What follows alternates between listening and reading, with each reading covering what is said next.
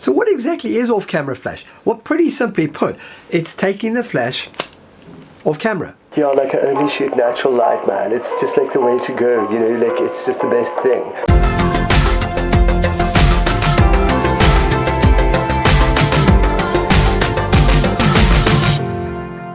Hey, how you doing? I'm Greg Lumley, and today I'm going to talk about the awesomeness that is off-camera flash. I'm a massive ambassador of off-camera flash.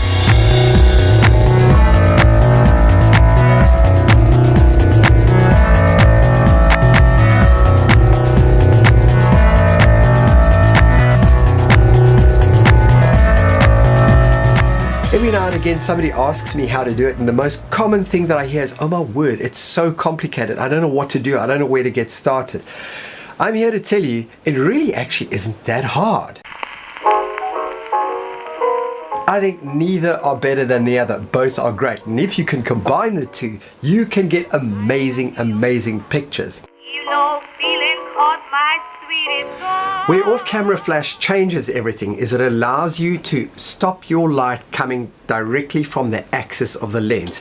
And that's the problem, is as soon as the flash is coming generally from where your lens is, you start to get a whole bunch of, well, you just get lighting. It's the only way to put it. So the solution is to actually separate the two.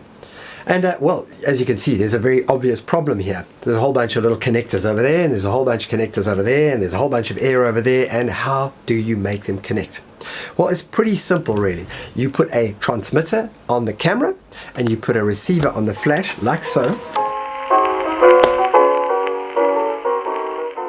In its most basic wireless form, the camera will send a signal to the flash which will tell it to fire. That is all it will do, so that's essentially a trigger. The more advanced systems allow you to actually control what this flash does from the camera or even from the transmitter. That's really the system that you want to get.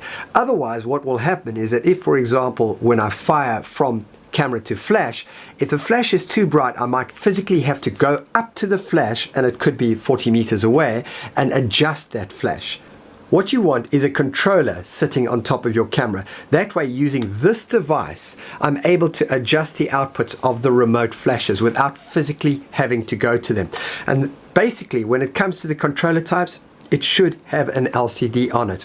There are controllers that don't have LCDs on it, and they actually use the menus from within the camera to be able to adjust, which works pretty well, except it's just more steps to go to, and it's a bit of a schlep to actually use. It's much easier to have an LCD on your controller. This is a system that I highly recommend. This comes as a combo kit. This is an X1T transmitter. It has got the LCD on, so you can control everything, and this is a T685. It comes in a C version, an N version, C for Canon, N for Nikon, and I think a Sony version if you're shooting Sony.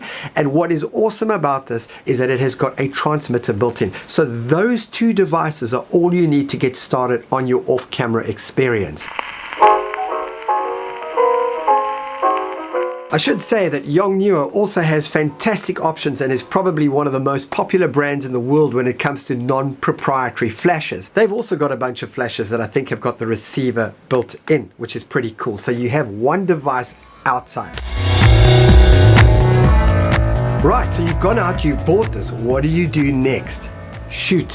When it comes to read the manual, read as little of it as possible. Just get in there and basically get it working and start playing. I cannot stress that enough. The biggest way to get good at anything is to practice. So choosing the TTL modes or ETTL, depending on what camera system you're using, is the best way to get started, because that means that the camera is going to go into a full auto mode. Practice, play, press buttons, mess around, don't stop, just practice, muck about it first, because that is what makes this all fun.